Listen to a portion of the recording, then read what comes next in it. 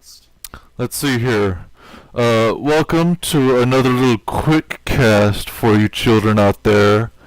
Uh, I am Sterling Silver, your little special host. With me today is Matthew Ferrugia. How you doing, Matthew? Oh, Sterling, I'm doing positively scrumptious. It's always nice. Always nice to be on the SAF podcast. I'm always thankful to be here. Some know me, perhaps, as the Beast from the East, the East, you Weeaboo said. Supreme. Okay. Yes, I am known by many names, those amongst them. I am here to talk to you about some good anime, some bad anime, some anime, and maybe some Star Wars, if you want it. Star Wars? Oh, it's up to you, really. Star Wars? Wars in the Stars? What a novel concept! Yes, talk to me about this Star Wars. It appears that you may have seen something new in the Star Wars universe that pretty much everyone and their little dead dog already did. No, to be honest with you, I don't know whether or not Josiah still wants to go over this with me, but I can cover it briefly. Basically, Star Wars was fine. It was neither fantastic nor terrible. Um, And we're talking about The Last Jedi, right? we're talking about Phantom Menace. Yeah, Yeah. the only Fa- good one. Phantom Menace is an interesting one because Darth Maul is everyone's favorite Sith Lord, Of course. and that's all that you need to know.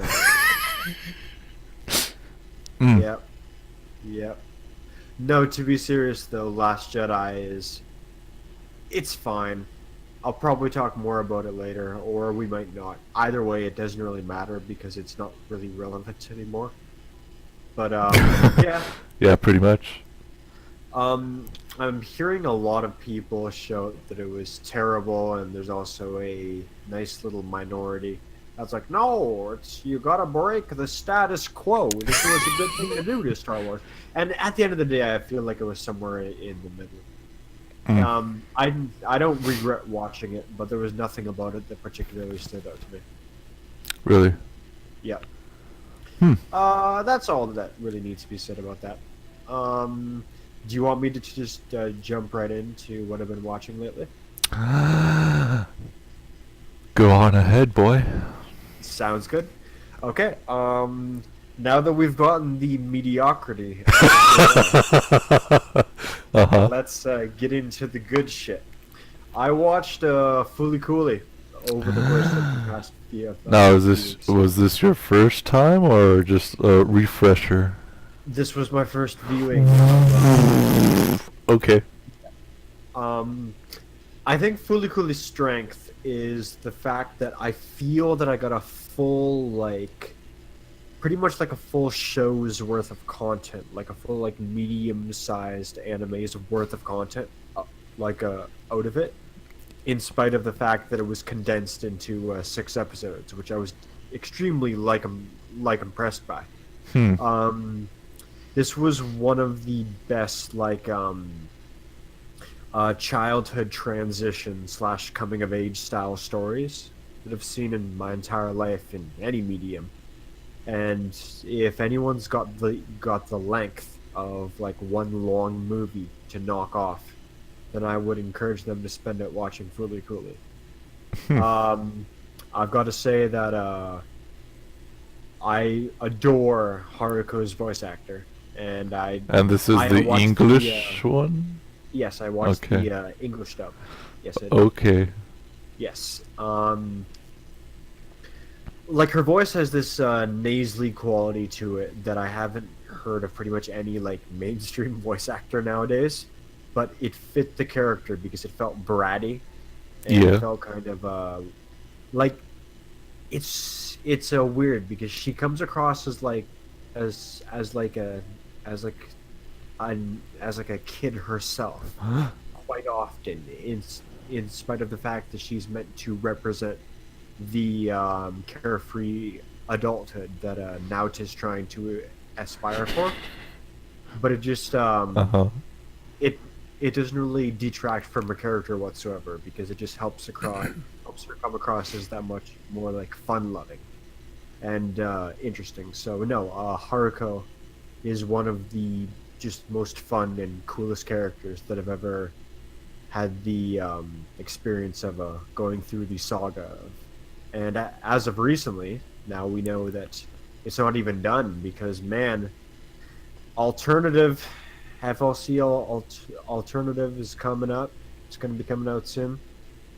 Do you have any thoughts on the story being continued, Sterling, for better or for worse? Um, I think I'm kind of with, I guess, a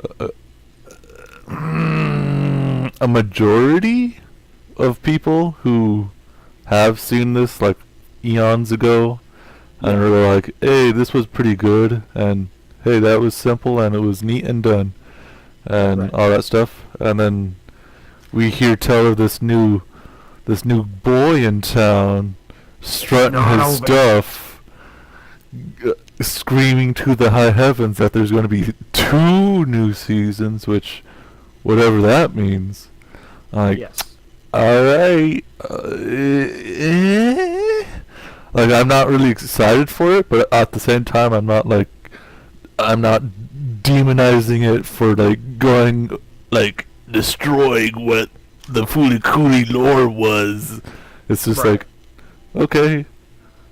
It's kind of like, well, hopefully it won't be, but sort of like Gunbuster was, and then Diebuster came out like eons later and Yeah, continued that story. Well, quote unquote, continued that story. It's also a fitting comparison. Sorry. It's Yeah. also a fitting comparison because both of these franchises are Gainax franchises. Yes, that's They why. seem to like doing this. They Yeah. seem to like fucking with our childhoods. And maybe we'll see a Little Witch Academia EX Plus edition 80 years later. Fun. Like, I actually like the idea of From Trigger. continuing that formula more, to be honest with you, because the idea of just having more dumb, fun, carefree kinds of adventures, Mhm. With the slightly more grown up, like a teenage cast of a Little Witch, is something that I could actually totally get behind. Huh, yeah. Sounds super fun. Mhm. So yeah. Shit. While we're on the subject of stuff that I've been knocking off, I also watched Little Witch Academia Oh. in a couple months ago. Yeah, you did. Yeah. I'm probably gonna go into that more with Josiah. Yeah. It was just the most simple, fun, charming thing that I had seen for a while. Like, Yeah. Little Witch doesn't try to be very ambitious with its writing, and it shouldn't be. Of course. It worked out extremely well for it, and I just enjoyed it on the simplest level. Just something fun to distract myself with, and it worked for that perfectly. While we're gonna finish knocking off all the stuff that I've been doing, I've been discussing with you recently. Oh, you have you? Oh man. Yes. Gundam UC. Gundam 1979, as I like to call it. Mm-hmm. I recently finished up episode 15. I'm up to 15 now. I've been knocking these off over the course of the last week. And Good. fuck me, mate. Holy shit. I got into this expecting like jank old shit, like really jank. Oh boy. Like, kind of like, oh wow, 39 years old, and now I'm getting into this. Still holds up. Still holds up. This fucking show is 39 years old, and it holds up really well. Yes. It as I mentioned to you in the chat, I'm particularly fond of the episode "Coming Home," which is 13. Yeah. The way that the episode wraps up with Amuro's mother being extremely uncomfortable with how prone to aggression her son has become really touched me. And it comes down to the fact that Amuro now needed to become this kind of person in order to survive. You know, they like to say that the meek will inherit the earth, and who knows, maybe that's true, maybe that's not, but at the end of the day, when you're living the life of a soldier, you need to put on this assertive persona, this assertive facade, whether or not that's who you normally are in your off time. The point is that Amuro needed to become the soldier that the white base needed whenever Gundam had to be called upon. And he had to do that within the course of like a dozen episodes. And then you see it all kind of come to a head in 13. Which was, I'm going to have to say now, Sterling, one of the single best episodes of any anime that I've seen in my life. Gundam episode 13. That's some high praises right there, boy. Gundam episode 13 is way up there with the best episodes of any anime. It's man, it was touching for an extremely different reason, and it was emotional for a very different reason. But I would have to put Gundam episode 13 up there with 8 of Gurren Lagann. Yeah. Both of them were really nice gut punches, but like I said, yeah, this for a totally different reason. I think that I would have been less depressed and less touched if Amuro's mother died. Like the fact that he actually got the chance to see her and she got the chance to see who he needed to become and who he had become actually made it, if anything, like more impactful for me. Like I'm glad that it ended this way. And everyone survives, and she just watches the white base leave and just cries. Like the fact that it wrapped up like that was fantastic. Now, are you watching this dubbed or sub? All right, good. Dubbed, yeah. I believe there's like a 1 or 2 episodes that aren't dubbed, and that's because of, if I'm not, correct me if I'm wrong, but I believe that's when I don't want to be too super wrong on this, but I think it's when 9/11 happened in 2001, and they just didn't want to, I guess, work that day. I don't know. It was something about, it was something around that, but I might be getting something extremely wrong, but I believe I read that somewhere. Gotcha. No, okay. No, the episode with, what's his face? You're talking about episode 15, which is the one that I just watched the most recently. The one with, what's his face? Taking care of the kids. Yeah. He was like a farmer guy or whatever. Yeah. I thought that it was a pretty neat episode because it gave Amuro some insight into his own potential and what the capacity of a Gundam could be. Because when a guy takes a fucking Zaku with no ammunition and no real weapons to speak of, and he's like, "This is how you fucking punch a mobile suit to death, kid. Are you watching? You watching this? You taking some notes? You taking notes, Amuro? You punch a mobile suit to death." And the fact that Amuro could fly away with that and go like, "Oh, yeah, there you go. Maybe I could punch a mobile suit to death." And I hope that you know kind of culminates later on where he loses his shield and beam sabers, and hopefully he has some kind of takeaway from 15, and he engages in even if it's just like a couple of seconds of some Gundam hand to hand. I would love to see that. at some point. Well, So who knows whether or not that happens? It was still Well, a pretty strong episode. I believe you'll find out very soon. Oh, good. Yeah, I liked 15. Uh-huh. I know that you have seen all of Gundam Yeah. 1979. One other thing that like has stuck out to me, to be honest with you, Sterling, is the fact that I cannot skip the opening to this anime at all. Like it is the most really. This is the most delicious, like late 70s cheesiness. Good. It is just just scrumptious. Just want to eat it all up.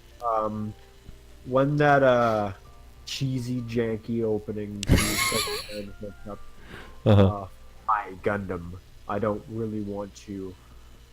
I don't want to skip that. I don't want to do it that disservice, because as dumb as it is, it's just like the most raw injection of happiness for me. I just love it. Can't skip the opening to 79. Can't do it. Can't bring myself to.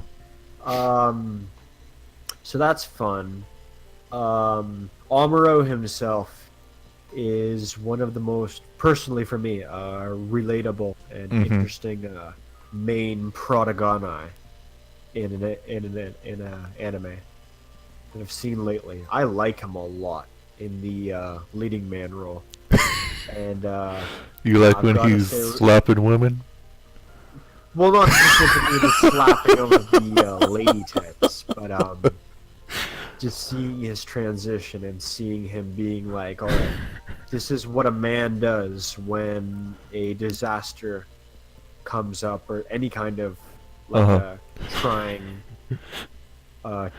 situation, any kind of tribulation comes up. Like, what are you gonna do? Like, there are many points in 79 so far of people being like, "Oh, Amuro's just a kid. What can he do? He's 15 years old. He's a civilian." And at the end of the day, if the adults are tied down, if they're injured, if they're in a horrible situation themselves, and you've got an enemy military force barreling down the galaxy towards you, are you going to go, well, no, we're dead now? Or are you going to hand the 15-year-old a sidearm, put him in a mobile suit, and send him out to defend you? What do you do? And Amuro is really starting to come to understand the responsibility of his situation, and coming to understand that if the most qualified guy you have left is a 15-year-old, and that's all that you have available to you, then you're putting that fucking teenager in a mobile suit. And just seeing that all come together is making for a fantastic story so far. And while we're covering this, man, Sterling, I've got to put myself on blast for a second. I've got to take a hit to myself here. For the longest time, whenever I've seen you say things like, "Oh man, I've been watching Darling in the Franxx recently, and I wish that I was watching this. I wish that I was watching Zatchbell, or I wish that I was watching Hunter x Hunter." Oh boy. In the back of my mind, there's always been this voice of like, this fucking prima donna better shut up, take his fucking Vietnamese cartoons, and enjoy this content that he is so graciously receiving. And like for a while, like I'll be straight up with you, I've just been like, man, fucking Sterling, Mr. Review Man over here, he knows what's up. And then and then now lately I've been catching up on Darling in the Franxx. Oh boy. And like I've been hearing you going, "Oh man, I wish that I was Zatchbell right." And now I'm here watching fucking Franxx, and I'm sitting here like, I wish I was watching Gundam right now. I just want to watch Gundam. Now that you know what a good mecha show is. Oh no. Like if we're gonna talk raw quality. Yeah, raw quality, of course. Fucking Gurren is still up there for me with with Gundam 1979. Uh-huh. Like, they're both fucking stellar. But I'm just talking about my recent anime excursions where I've been like, oh man, Sterling doesn't what? Franxx is a fun little adventure. It's, looks nice. It's got stuff there. What's he talking about? Crazy. This man don't know what he's on about. Uh-huh. And now I'm getting this. It's like, I think I'm starting to understand you better. Uh-huh. Man, don't want to watch this. Can I watch more Gundam, please? Can you please fill my plate with more Gundam and pass it over to me, sir? Thank you. Mm-hmm. So that's been going on. Uh-huh. And that, I guess, makes a pretty good transition. Yeah. We A have little also segue. been watching. We've also been watching Franxx lately, haven't we? What? This is the first time I heard about this. But yeah. Wait, sorry. Before we get too ahead of ourselves, do you want to talk about some stuff that you've been knocking off lately?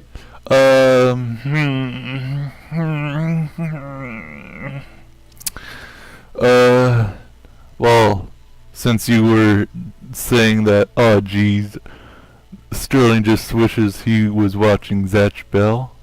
Yeah. On that little mini tangent. Freaking, I watched Zatch Bell and finished it. And I reviewed it, and it was like one of the purest animes I've seen in a shonen type era of like 2000 to 2006-ish. Like in that time frame, and it's just like, wow. And I thought, like, most of these, like, because I was watching Toonami around that time, and I was just like, I don't really care about all these shows. I just want to be waiting for my Adult Swim so I can watch them Trigun and them Cowboy Bebop episodes and Blue Gender and all that crack.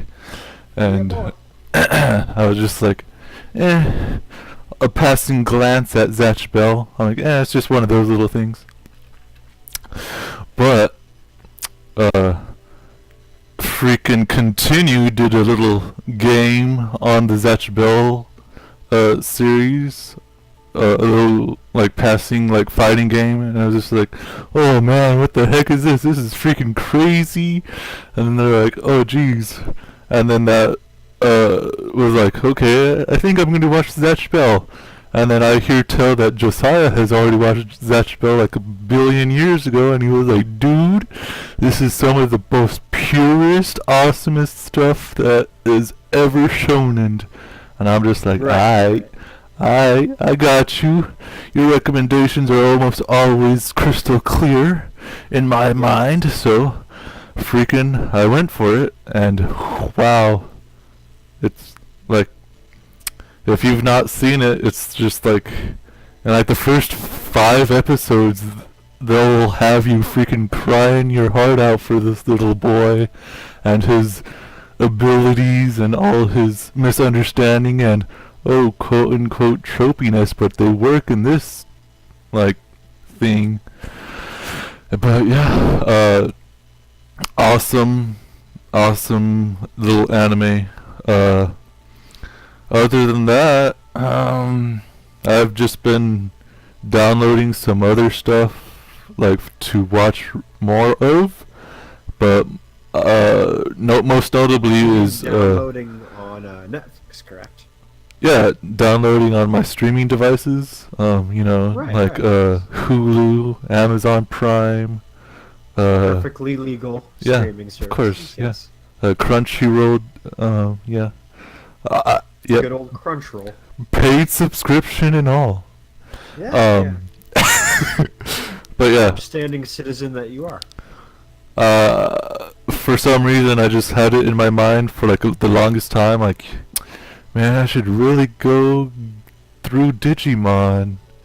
Man, Digimon. I remember that show. And Digimon are the champions. I watched 2 movies. One is like one right before the show actually started, and one right after the show started. And I kind of already went over this, during the last Quickcast or something like that.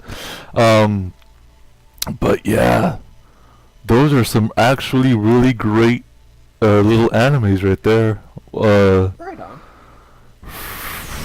All I have to say is Sabin and his English vocalization team and all that stuff can go die for all I care, 'cause they're the worst that I've ever Get seen. fucked. Eat a dick. But yeah, sub or nothing for right now for Digimon, 'cause wowzers, that dub is horrible. Change into digital chat. Save the digital world.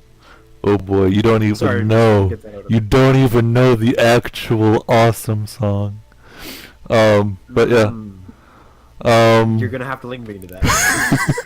It's really good. It's not what you expect. It's just like it plays it simple and it plays it like correct, I'd say, instead of just a Digimon rap. But yeah. And with that, I think I'm pretty much done, since there's just like all that crack all done. So Oh, that crackerjack. Mr. Matthew Ferrugia, That's me. since we are doing episode 11 and 12, since we haven't really heard from you since like around maybe episode 3 or 4, can you give us like a little heads up on what you thought of it this far up till now? Franco, you sassy boy, Franco. I hear you've got a darling inside of you. Oh boy. Oh man, what's to say? Okay. Man, you put me on the spot here because I was under the impression that I was like 11 and 12. Alright, where do you think... what was the point in which you felt this series kind of deteriorate in your head? Oh, okay. Oh, 1 second. I've booted up Crunchyroll now, and I am like shuffling through all the episodes, and I'm looking at the titles, and I'm like, what happened in that one? Like, I'm trying to like, fix it for you, right?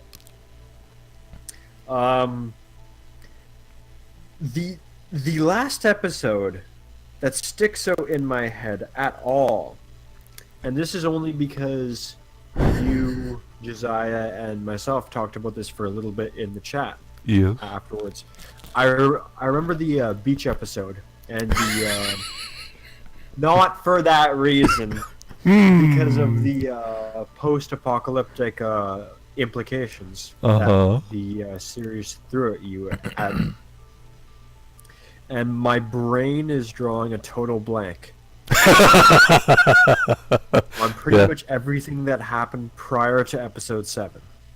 Oh boy. And the thing about it that bothers me is the fact that is the most like is the most telling thing about this series. Is the fact that it's not sticking in my head for being particularly terrible for all reasons. It's a bad sign because I just can't remember what happened in it for the fucking life of me. 8 was abysmal. 8 was just the fucking thing about the girls going, man, these boys are such perverts. We're gonna draw a big line down the middle of the whole house, and they can't come on our side, and we won't go on their stinky side either.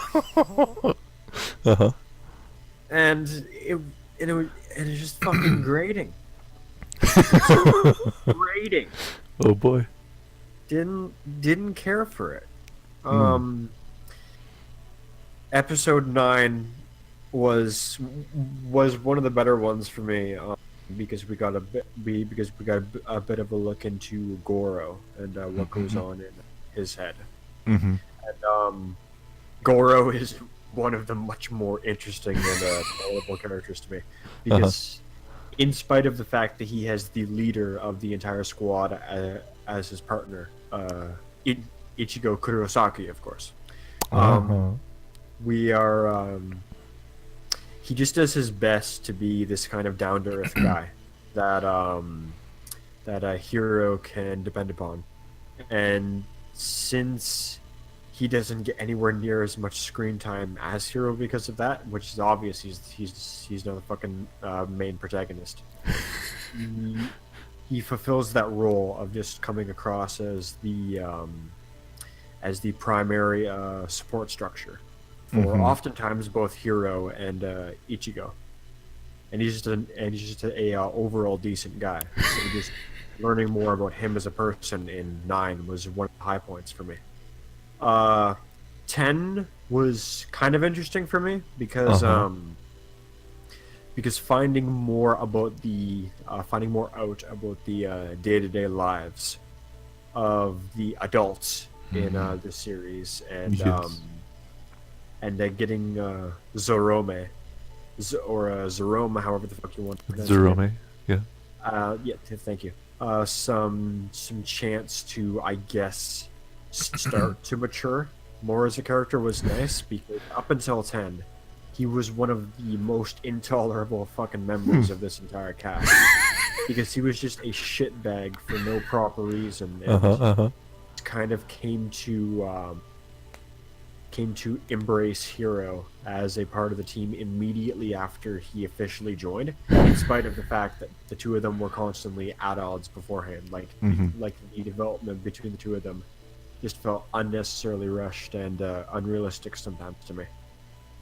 It's like, imagine this kind of guy who is constantly at your throat, and then as soon as you join the cool kids table, he's just like, oh yeah, you're all right, you know, you're fine, I'm not gonna, what, we were fighting before. Yeah, just felt kind of rushed. And speaking of rushed, oh man, oh boy, man, oh man, oh man. Before I get to that, actually, I need to take up 11 quickly. 11 once again was something that I did not like at all. Well, before that, a little bit, because we're going over 11 and 12. We're gonna be, we're gonna be going over specifically like a little rundown on what episode 11 is and what episode 12 is, and then individually we will be going over what we thought about them after we talked about what actually happened in it. So 11, I'll start, so you know, calm down, little boy. By all means, take it away. I'll try my best. So the episode starts with them fighting again, like always. Futoshi, the thick boy, he's pretty thick, promises to be with Kokoro forever, and she's like, "Ooh, okay, all right, yeah, I'll do that promise."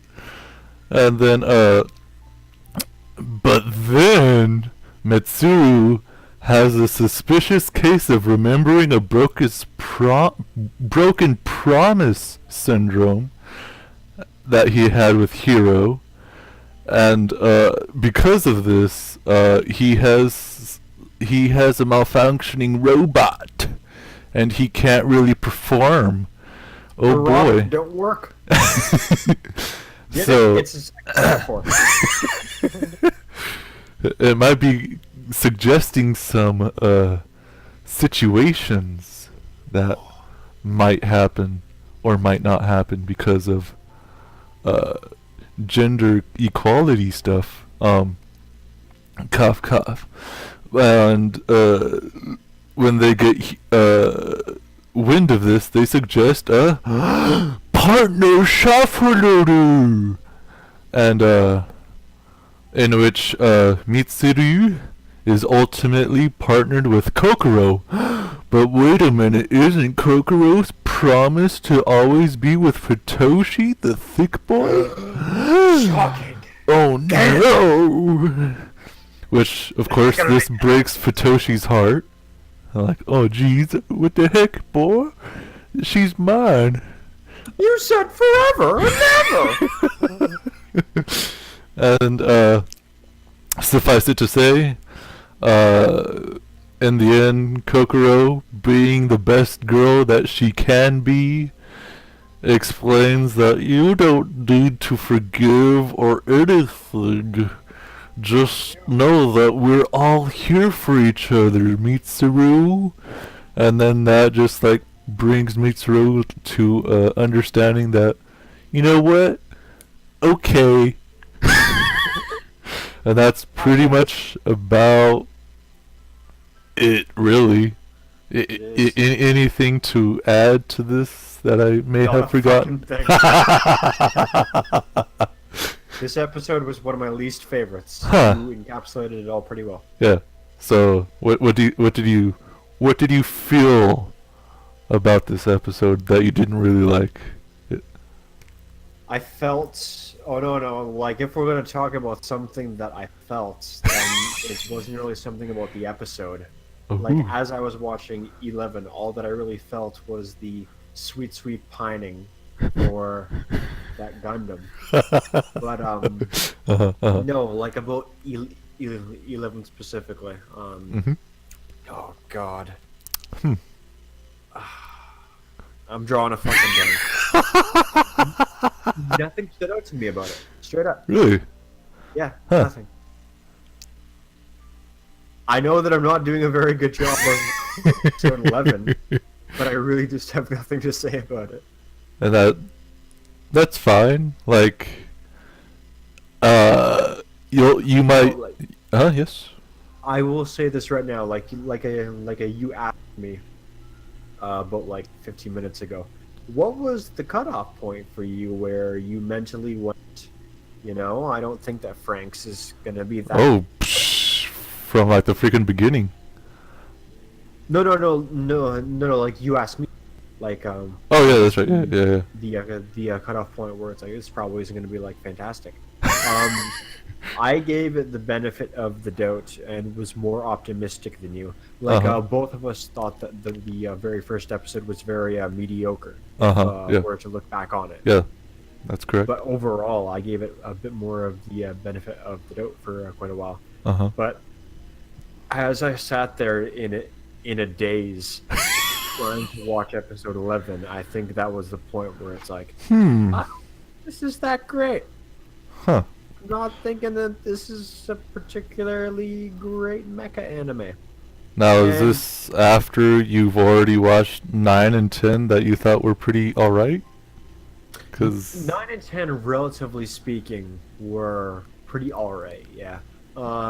During that point, I was still like, this could do some stuff. This could do anything, really. It could become something. So one episode is the deal for you for saying, hey, this isn't good? Or has it been adding up little by little? It's been adding up little by little. Like, Yeah. 9 and 10 was the point where I was like... Sorry. Yeah. 9 and 10 was the point where I was like, hey, it's like inching its way up in interest. Yeah. And then 11 came and it just nosedived. Just partway through watching it, just like, this is my mental checkup. Which is also why I kind of feel that I don't really have anything to say about it. Well, I think I have pretty much. Like, okay, yeah. If there's one thing that I have to give Franxx, it's that it's very pretty. It has some nice action. I guess. But nothing, none of that is really saving it, because even though it looks quite nice, I've still seen better. Yeah. And the writing is also nowhere near the quality Of course. I want something like this to be. Yeah. So even this thing's strongest asset is only like a 7 to an 8. Like that's its strongest fucking accent. Like, asset. Like everything else about it is below that. Mm-hmm. And I don't know. Just it's not what I wanted it to be. Yeah. I gave it too much credit off the beginning and was too optimistic. All Mhm. I'm trying to say.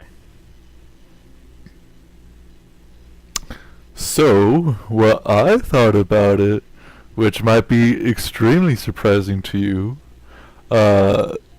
now going off 9 and 10, Yeah. which in my eyes, I completely agree that they were pretty much some of the best that we've seen so far up So until far, that yeah. point.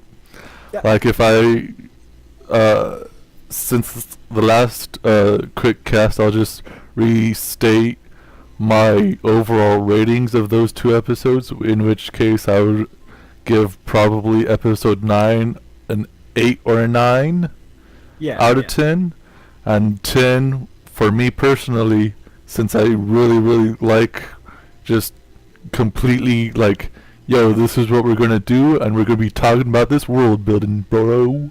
I'd probably give it a 9 or a 10 out Yeah. of 10. 10. Yeah, I would have to say stood out pretty well because Uh-huh. now we have a bunch of new questions to take away from this about like, what are they implying about the future of these children? Like, are they not going to see like adulthood whatsoever? Like, quite literally, like they've been stating beforehand. Yeah. Why are what is this implied taboo of children associating themselves with adults?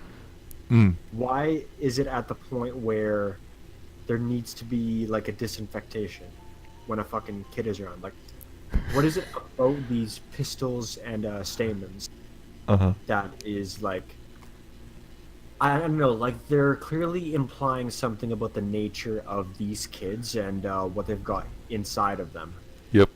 and the fact that they can just be like harvested, essentially, like Uh-huh. using just technology and science. Just okay. Like I'm gonna summarize this for you now. Like in terms of the overall, it feels like the core theme that this show's trying to go for. When you look at how these kids are growing and raised, and when we look at 02 and how she views herself, it feels like it's going for a whole like nature of humanity kind of thing. Like, what does it mean to be a human being? You know? Yeah. I can see that. Yeah, that's my takeaway from this. Seeing the dynamic of the children and their role and effect in the world is one of the few things that I'm hanging on to here, where it's like, what are they going to try to do with this? Mm-hmm. But before we go too far into that, and before I talk too much about Yeah. 12 went into quite a lot of details Well, about before that, I gotta say my little stuff about episode 11. Yes, I know. Like that's what I was getting at. Like before I get too far into Yeah. 02 and 12, like I wanted to let you wrap up your thoughts. So Yeah. So, in almost complete, I'm gonna say opposition towards you, I actually thought 11 was probably a good episode in terms of character development and how okay. these kids just are working towards the same kind of goal, and them trying to pick up everybody that they can to see that, and they kind of just like, they did a good job in that realm. And I will say that again from the last quick cast, that I will say it in here, I personally believe that the animation for the basic fight scenes are probably some of the most boring I've ever seen in an anime. That is pretty much kind of pushing down the doors with, yo, we got this great animation, great action scenes and all this stuff, and I'm just like, yeah, you sure do, but like, there's nothing really there for me that I was just like, is there something at stake here? Like, I guess their lives, but for whatever reason, it's very convenient for them to get out of them very easily and just all that jazz. But what yeah. Plus, there feels to me like an added lack of tension that Yeah. stems from the fact that if these kids die, we can grow more kids. Like we've got kids. We've got kids on standby. Like I'm not saying that like it's to the point of like Dragon Ball, where it's like if this character gets killed off, it You could just get Dragon Ball, boy. Yep. yeah, like it hasn't gotten to that point. Uh-huh. It still feels less tense than like Yeah. than a different anime where it's like if this individual or if this team gets killed off, like this is the ultimate purest last line of defense. Mm-hmm. Whereas here it's like, hey, we've got kids by the bucket full. We're getting ready to throw them in mechas. Uh-huh. Don't worry about it. Just stuff like that, you know. Mm-hmm. But yeah, pretty much what this anime has been giving me, a person who is pretty critical in like how characters react with each other and how they are in the story. Yeah.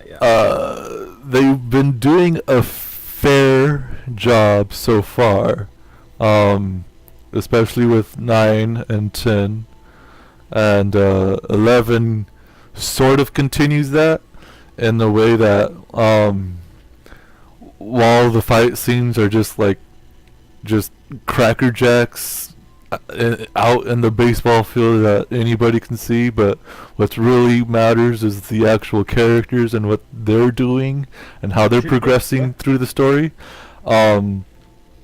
That episode 11 gave to me pretty much the same kind of what I would want to see more of in this type of anime, but also in the way of how Futoshi gets his moment, because as you've probably been seeing or noticing, is that almost the previous 4-ish episodes, everybody got their moment, quote unquote. Yeah. So I of course Futoshi, even though he got a little bit of a moment like around episode 2 or 3 with trying to be Zero Two's partner for like the first time, Futoshi this time gets an actual moment, even though some may not like his character as like overall as a person, and others the opposite, whatever. But yeah, I thought this was a fair episode. I would give this, if I was rating it, probably a 7 or an 8, depending on what I choose to peer my eyes towards. But yeah, I thought this was a fair episode, and I can totally understand why you and like other people will like just like, wow, this was nothing, because like I understand, but at the same token, all I've needed from this anime, since this is pretty much the only thing they've delivered so far, is pure character development, and I think that's what they did fairly well. Right. As you've been talking about this, I think that I'm starting to come more to terms with what turned me off about 11 specifically. Yeah. I don't like Futoshi. I think that's fair. I think he's a bit too much of a whiner. Uh-huh. And overall, I am a lot more attracted to, like, for example, Yes. for example, Goro or Ichigo. Yeah. Yeah. But yeah. different strokes for different folks. And I just find it super interesting that for possibly the first time, Yes. I am coming across as more critical sort of anime than Yeah. you are. Until now, it's Yeah. like across the board. And I will say this right now to, of course, once again, restate what I said in the previous Quickcast that Yeah. I don't wholly dislike any of the cast. I don't think they're great either, but I don't like, oh, it's that character, huh? They're gonna Okay. appear on this screen and waste valuable time talking? Ugh! No, Yeah. I'm just like, okay, you're there. Let me see while you're there. Let me have some kind of thing.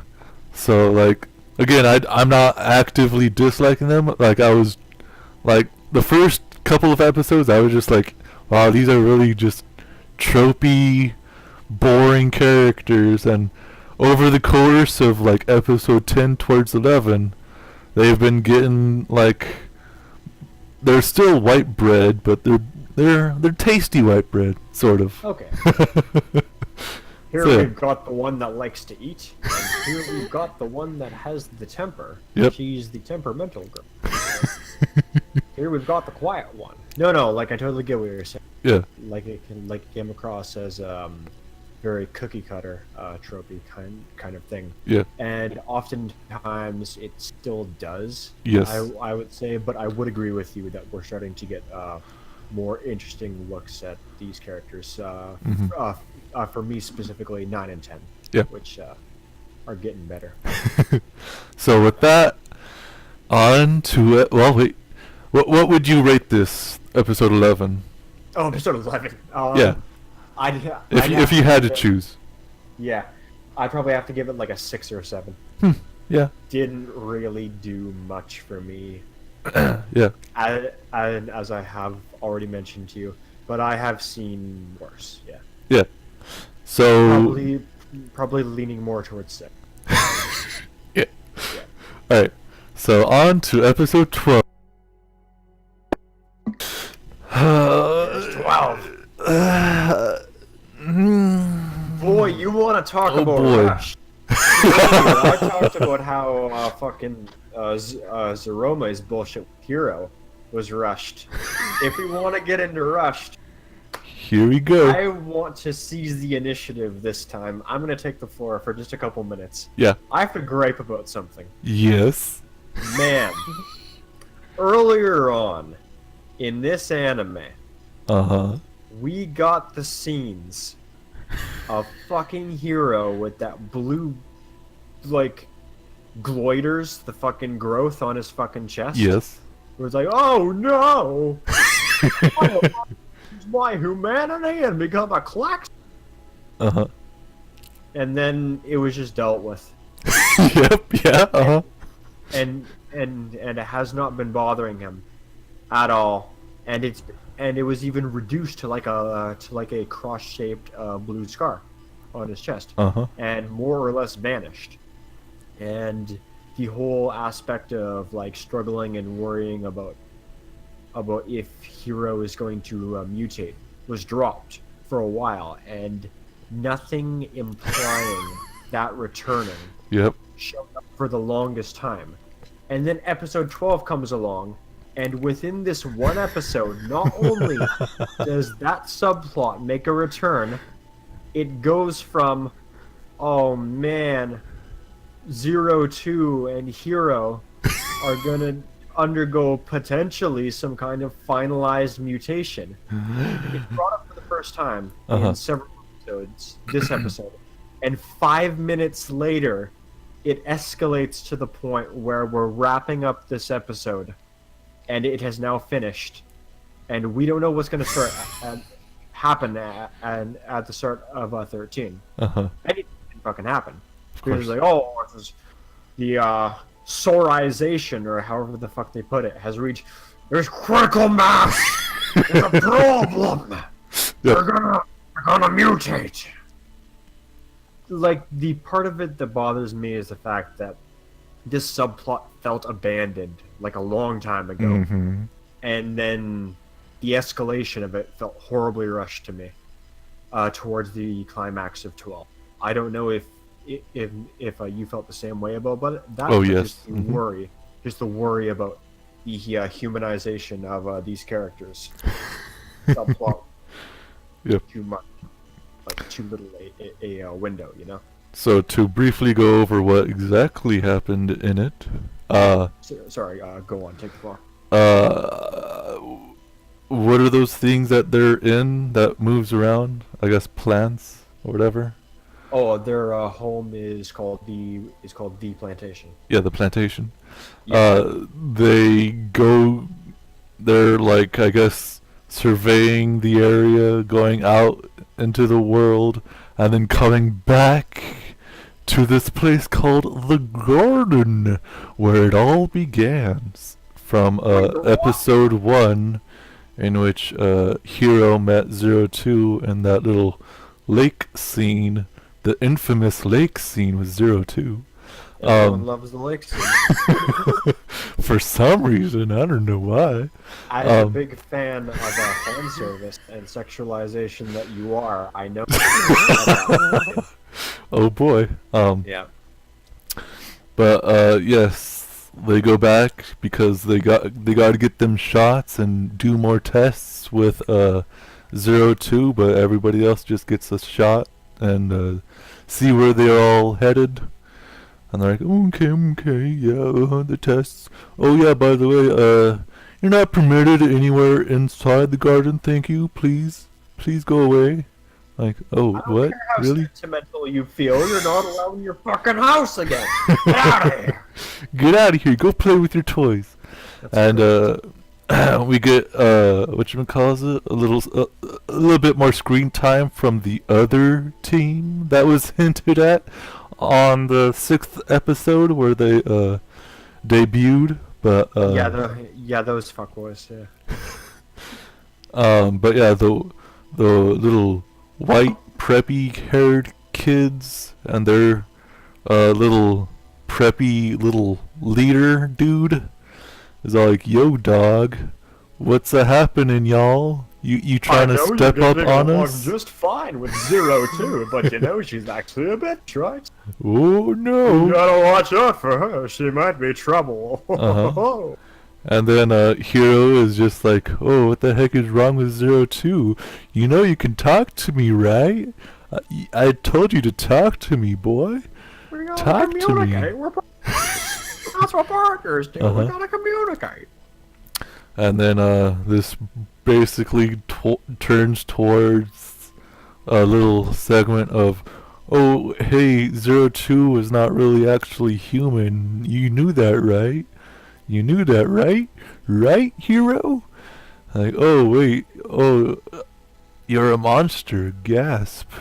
And, Monster Mash. It was a great one smash. and, pretty much that's kind of how the episode is presented, and then it ends with have they met before? Who knows? Who's this other person who 02's talking about when she was quote unquote a red monster? Who's this mysterious darling from the past that she mentioned? Gasp, The gasp. old darling. We spend all this time thinking that Hero was hot shit in 02's eyes. Uh-huh. But as it turns out, he's just a pale substitute. Mm-hmm, mm-hmm. You know, darling. And apparently 02 is using the sustenance from Hero to become human, quote unquote. Killing all these Klaxosaurs is going to solve the problem. Of course. Do you know how to stop becoming a monster, Sterling? You've got to shower yourself with monster blood. You got to get all that. Get in your pores, get it in your mouth, get all over your neck, get it all over your body. That'll get rid of the monster genes. So you already kind of went over what you kind of thought about this, but is there anything more that you want to add to what you thought about this? The extremely rushed nature of these is what bothered me the most about the episode. Yeah. However, that being said, I liked this more. Oh no, wait, what the fuck am I? Did I like it more than 11? Did you? I don't even know. I don't even really know.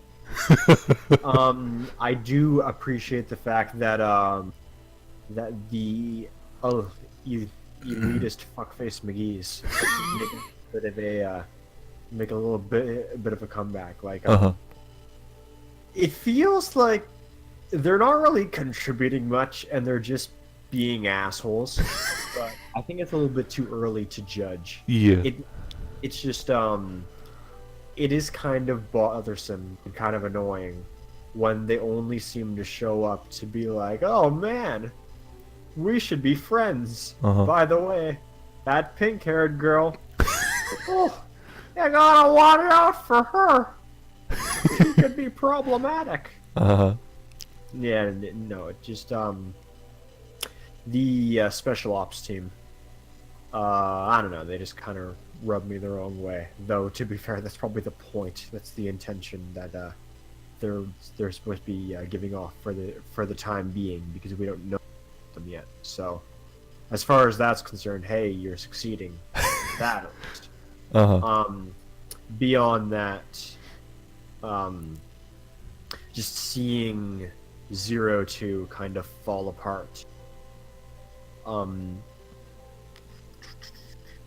She's always had a bunch of interesting quirks, like the aversion to salt and her love of sweets was something that the show was Yeah.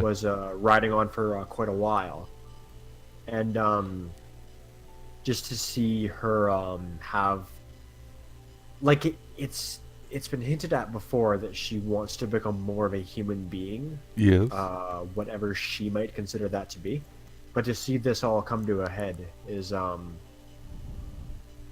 it's interesting, but I'm skeptical about whether or not really gonna this just, because since Hero and Zero are two most important characters of this show so far, a lot of the overall quality and what they could do with it depends on how well they handle all this new shit going on with Zero 2. Uh-huh. If you don't like Futoshi, or if you don't like Zerome, fucking, like, you don't need to. They're not going to be getting most of the screen time, right? But this escalation of Zero 2's, I almost fucking called her Hero 2. of Zero 2's insecurities. I'm just gonna patiently wait and see what they do with this. I think it's interesting enough so far, but as I mentioned to you, I'm kind of skeptical about how well they deliver on this. And hey, they did certainly, at the very least, do a good job at giving us a good ass cliffhanger this time. Like, I finished this, and unlike 11, like, they actually left me off at a point where it's like, yeah, I would fucking watch the next episode right now. So, Yeah. getting me to get that feeling back in me veins again has been nice. Now we just got to see how well they follow up. Not much more to say about it than. Yeah. Pretty much what I thought about it was sort of in the same aspects that you thought about it in, like a little bit too forced and contrived, and just like, Yeah. kind of comes out of nowhere, but like it has been sort of hinted at, but just not to this degree of just And like, not enough, really. yeah. Yeah. And especially since this is pretty much like the halfway point, or about the halfway point, because I believe this It's is starting to feel like that. 24 episodes, or is it going to be like 25 or 26? Because if it's 24, this is definitely the halfway point, and by this point, we're supposed to be having like some kind of extreme rev up towards something, which I guess this alludes to, but like, it's Yeah. so very much like uneventful, and just like, wow, okay, yeah, all right, yeah. If we're gonna follow the standard Gynax / Trigger formula, Like, we're supposed to be approaching the point where we now know that the moon will become Hell's messenger, or Rogio is supposed to show up and be the queen bitch for a while, or something of that nature. Yeah. Supposed to be, we're supposed to be getting a turning point where stakes are raised, and it does feel that way. It just, I just don't know if it's gonna be enough to really get me to feel the tension and worry that I got from the fucking catastrophe that was the halfway point of Gurren Lagann. Yeah. And pretty much again, I thought it was very rushed, and there wasn't really anything like extremely presented in a way that was like, ooh, surprising until like the very end. But like that whole episode was just there to just waste time to get to that point. And like that, it was just like, sure, we got like the inside machinations of, oh, hey, this is the garden and this is where you all came from, kind of. And they're just all the kids were just reflecting on that fact that, yeah, they were here, but there's nothing more than just that. It was just like, yeah, I was here. End of story. Now here's the surprise at the very end. Ooh. And I was just like, wow, really? That's it? It's a twist. But yeah, overall, I think I would give this either a 5 or a 6, but I'd like to give it a 5, I think. Because there was just like nothing really happened until like the very end. Like nothing really happened that we didn't already know. Which, yeah, of course they were here from the garden. Of course we're gonna recollect on that, but that's it. That's all they did was, yeah, we were here. That's it. We got a lot of implications in this episode. Yeah. Is what we got. To be honest, and we didn't really get much more than that. Yeah. Which, whether that was for the best or for the worst, only time's gonna tell. But if we just look at this episode by itself, without comparing it to anything else, and without thinking about what it's gonna lead up to, then on its own, yeah, it wasn't particularly exciting. Yep. Even on like a character development side of things, there wasn't anything there at all. Yeah. I'll agree with you on all those points. Yeah. Do you want to give this a number or anything?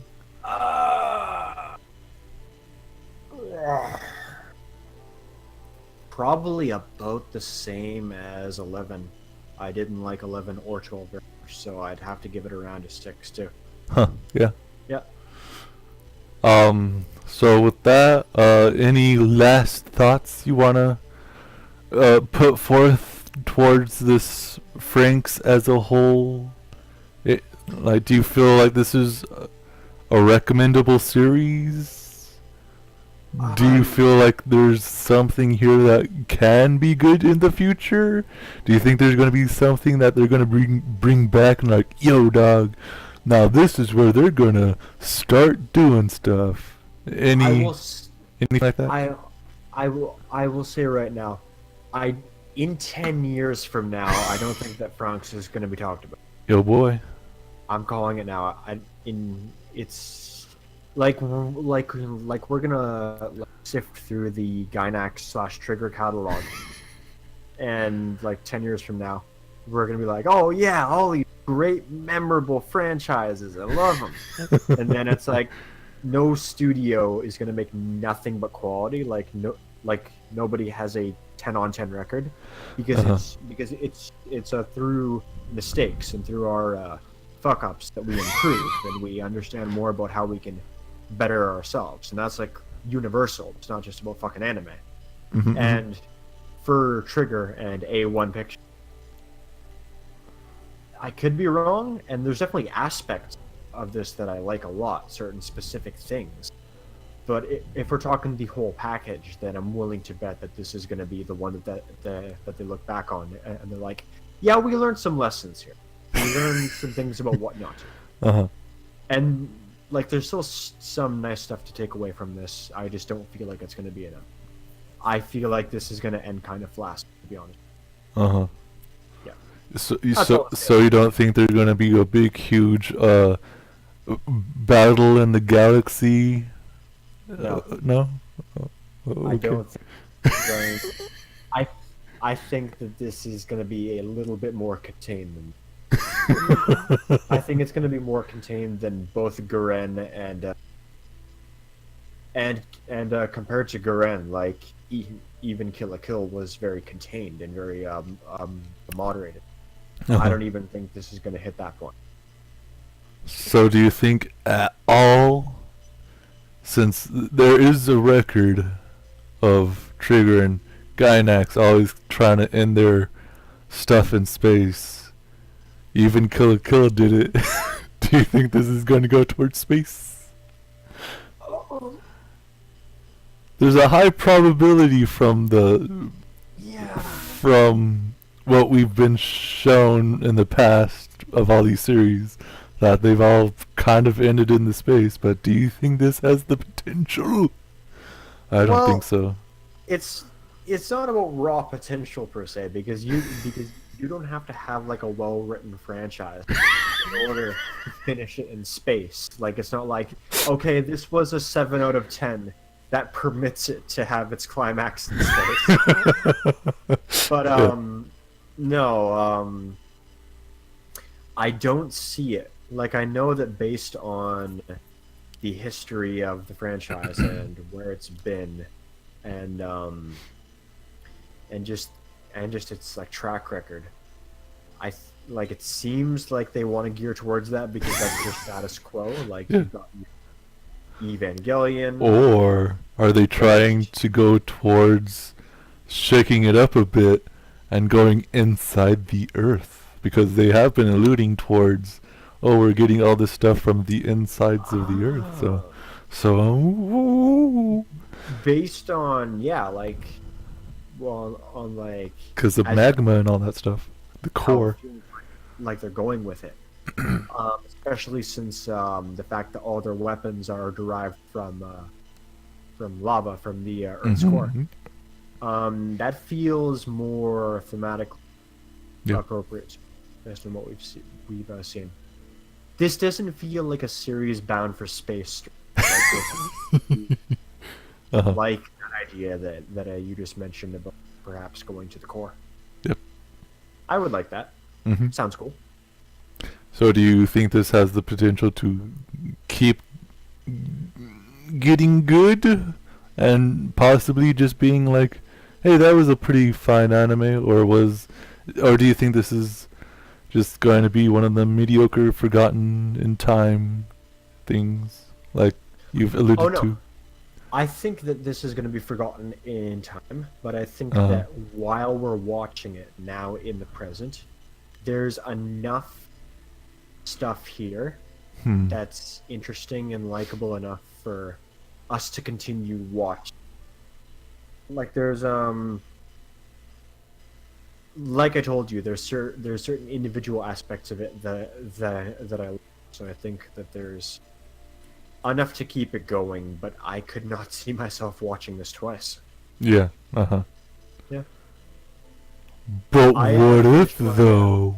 I finished my second viewing of a Garen lately. And I watched the English dub because I was watching it with a buddy of mine, and I was fucking pleased as punch to watch it. But this, I don't know. I'm not really thinking so. So yeah, I'm pretty much in agreement with pretty much everything that you said. I, however, as a person who like reviews things, of course I'm gonna be staying with this. But if I were a person who was just the layman and was just like, Yeah, what's a recommendable anime that you can recommend me? Oh, what's this? Darling in the Franxx? Okay, I'll see what's that. Oh, the first episode wasn't that great. Okay, maybe the second episode. Oh, the second episode's not that great. Okay, I'm done. Yep. That's pretty much me. That's like, if it's not that great. Now, of course, in reality, I probably would have stuck with it more, but with what this is and what this presented me with, I am glad that it's getting better over the course of time, but it's also been like bumping its head on stuff and like tripping over things that are like pretty obviously untrippable. But oh no, they tripped, and they did this thing here, and then like all that crack with the melting of the lady's clothes for no good reason. I'm just like, okay, nope. They gotta show a little skin. You've gotta give the people who do the pornographic good material. But yeah, I definitely agree that around this time, up till episode 12, if they keep continuing this mediocrity, in due time it will be like completely forgotten by the people who like look back at a good company that has produced pretty good quality anime, and they're like, hey, look at this thing, and then they skip over Darling in the Franxx because nobody cares, and then they go towards the next one and go, hey, look at that thing, and it's just like, oh yeah, that's pretty much like Gynax has things like that as well. Like there are things that are just like they were pretty okay at the time, but that okayness pretty much sealed their fate to be forgotten forever, and this kind of feels like that. Yes, it does. So yeah, any extremely final thoughts before Man, I can't wait to see Bright slap Amuro in the face some more. Not because I don't like Amuro. I think he's great. It's almost getting to the point where it's comical. Where it's like, Bright, we need to solve a problem. We're gonna fucking hit him! Those are my closing thoughts on Mecha. So, anything you're looking forward to this week as we wrap it up? More Gundam. More Gundam. Also, I have been a bad boy. Oh. And I have allowed the 1 year anniversary of the Western release of Persona 5 to pass by. And the second last dungeon, the second last house. Still haven't beaten it. Oh my god! One of my buddies who I believe I helped get into the franchise just because of how much praise I gave it and how much I talked about the franchise. Yeah. One of my buddies beat P5 like 3 or 4 months after it came out, and he's like, this was fucking great. It was great. Yeah. I'm like, yeah, it's great. Like the franchise is great. He's like, yeah. So what do you think of it? Get back to you on that soon. And he's like, well, yeah. You're the Persona guy. I'm like, I sure am. I am the Persona guy. And now, 12 months in, I should be jumping back on the PS4. So is there any reason for that? You're just like, you don't really want to go back to it, or you've just been busy, or what's up? No, what it comes down to... Just too many games coming out? Like, I want to go back because I know that you haven't played it like you did for 3 and 4, but Persona 5 is up there. Yeah. With the others, it is also fucking phenomenally good. Like the overall quality of the game. Yep.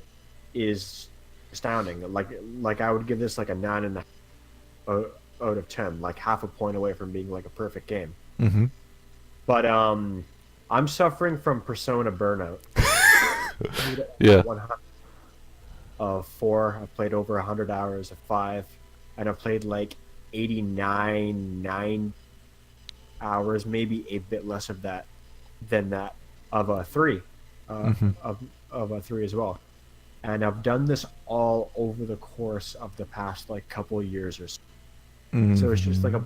like a Persona burnout, just the formula of this franchise. I've taken in so much of it lately.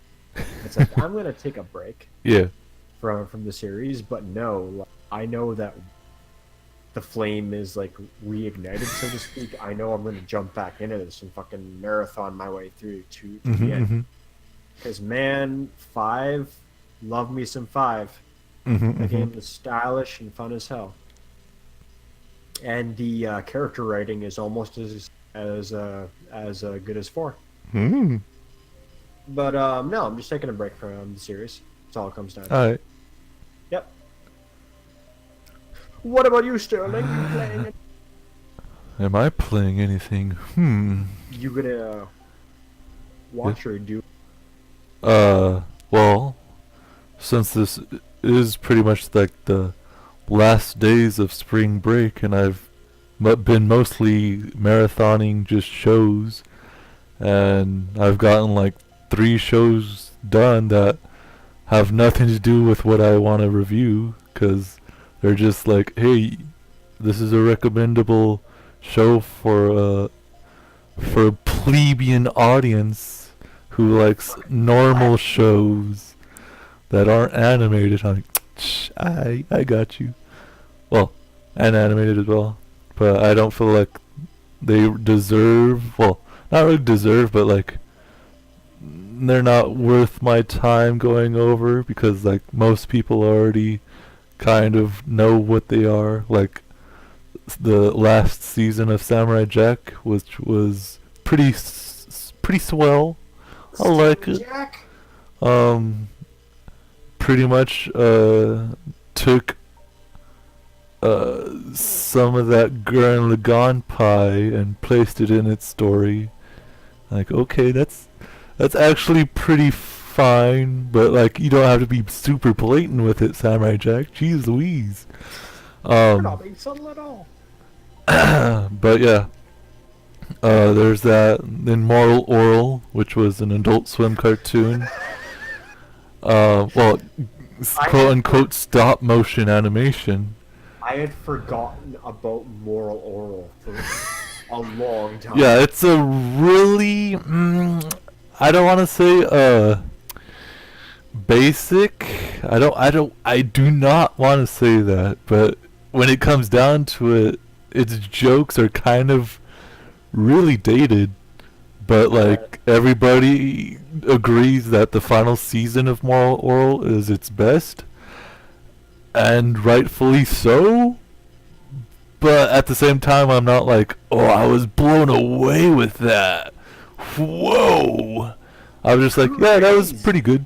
That was pretty swell. If I saw this as it debuted, I'd probably be saying the same thing as, "Oh man, did you see all that stuff that happened in that stop motion animation? Hoo boy!" And then, lastly, I watched for the first time in my life ever, Freddy Got Fingered, which Oh, is right on. the best movie I've ever seen in my entire life. Freddy Got Fingered, I watched back when I was a kid. That was quite an experience. Would you recommend that I rewatch it? You gosh darn tootin' you have to. 'Cause there's things in there that I myself would not have gotten if I was your age watching this for the first time. Good. I will be back But in like 5 seconds, Sterling. I just gotta take care of something. alright, I'm just gonna keep on talking a little bit. But yeah, what I'm mostly looking forward to this week is Okay, I'm back. finishing up some of the stuff that I've been marathoning, finishing up painting my stuff that I've got to get finished, so I can put it in the art thingamajiggy that people go to see various artists display their own art. And